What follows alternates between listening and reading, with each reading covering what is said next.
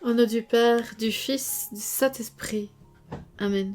Mon ange gardien, je te bénis au nom de Jésus-Christ. Je remercie le Père de t'avoir créé si bon, si puissant, si disponible pour m'éclairer, me protéger et me défendre. Sois mon aide précieuse pour attirer les âmes dans le royaume de la divine volonté. Amen, fiat voluntas tua. 20 décembre.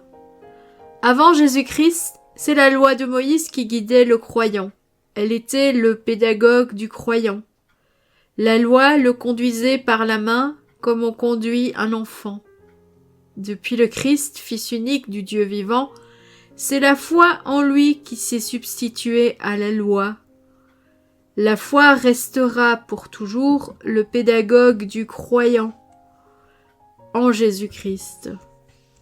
Par ta foi dans le Christ Jésus, tu es devenue en lui fille de Dieu. Par le baptême, tu as revêtu le Christ, tu es la demeure du Saint-Esprit, et l'Esprit du Fils clame en toi, Abba. En lui, tu as l'immense privilège d'appeler Dieu le Père, du nom de Papa, ton ange gardien. La lettre aux Galates, le chapitre 3. Galates stupides, qui donc vous a ensorcelé? À vos yeux, pourtant Jésus-Christ a été présenté crucifié. Je n'ai qu'une question à vous poser. L'Esprit Saint l'avez-vous reçu pour avoir pratiqué la loi ou pour avoir écouté le message de la foi? Comment pouvez-vous être aussi fou? Après avoir commencé par l'Esprit, allez-vous maintenant finir par la chair? Auriez-vous vécu de si grandes choses en vain? Si encore ce n'était qu'en vain. Celui qui vous fait don de l'Esprit et qui réalise des miracles parmi vous, le fait-il parce que vous pratiquez la loi ou parce que vous écoutez le message de la foi? C'est ainsi qu'Abraham eut foi en Dieu, et il lui fut accordé d'être juste. Comprenez-les donc, ceux qui se réclament de la foi, ce sont eux les fils d'Abraham. D'ailleurs, l'Écriture avait prévu au sujet des nations que Dieu les rendrait justes par la foi. Et elle avait annoncé d'avance à Abraham cette bonne nouvelle: en toi seront bénies toutes les nations. Ainsi, ceux qui se réclament de la foi sont bénis avec Abraham, le croyant. Quant à ceux qui se réclament de la pratique de la loi, ils sont tous sous la menace d'une malédiction, car il est écrit: maudit soit celui qui ne s'attache pas à mettre en pratique tout ce qui est écrit dans le livre de la loi.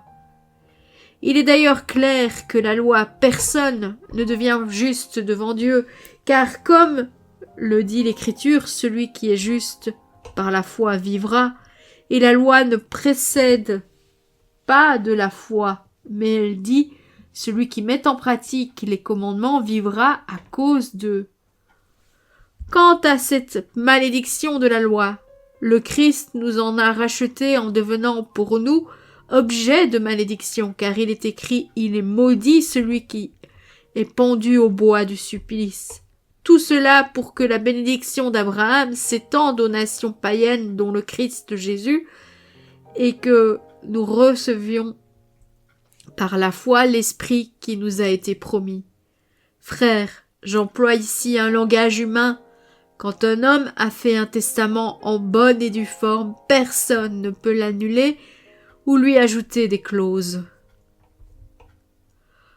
Or, les promesses ont été faites à Abraham ainsi qu'à sa descendance. L'Écriture ne dit pas « et à tes descendants » comme si c'était pour plusieurs, mais à ta descendance comme pour un seul, qui est le Christ. Alors je dis ceci: le testament fait par Dieu, en bonne et due forme, n'est pas révoqué par la loi intervenue 430 ans après ce qui abolirait la promesse. Car si l'héritage s'obtient par la loi, ce n'est plus par une promesse. Or, c'est par une promesse que Dieu accorde sa faveur à Abraham. Alors, pourquoi la loi?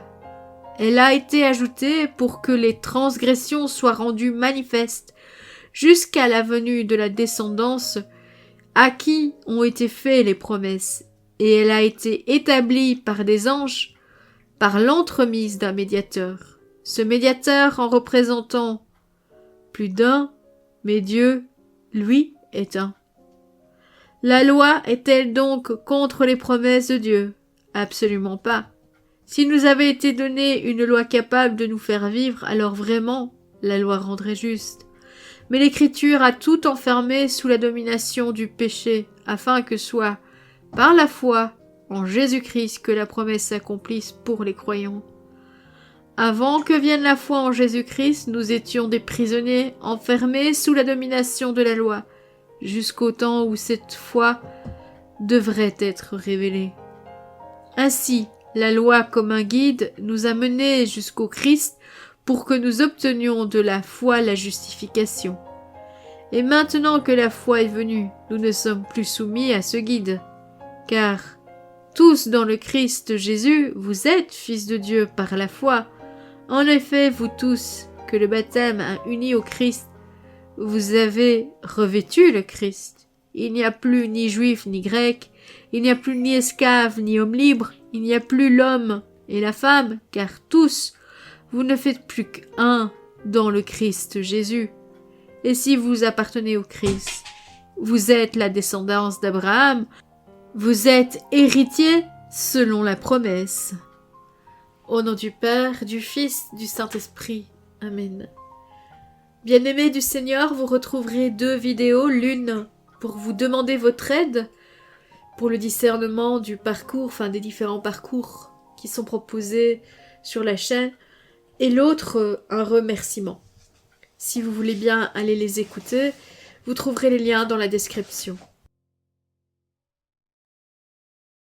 Merci d'avoir regardé la vidéo, merci à tous ceux qui likent la vidéo, merci à ceux qui laissent un commentaire, je me ferai une joie d'y répondre le plus rapidement possible, et merci à tous ceux qui partagent ces vidéos. Le Seigneur, j'en suis sûre, est très content de vos partages. Que le Seigneur te bénisse et te garde, que le Seigneur fasse briller sur toi son visage, qu'il te prenne en grâce, que le Seigneur tourne vers toi son visage, qu'il t'apporte la paix.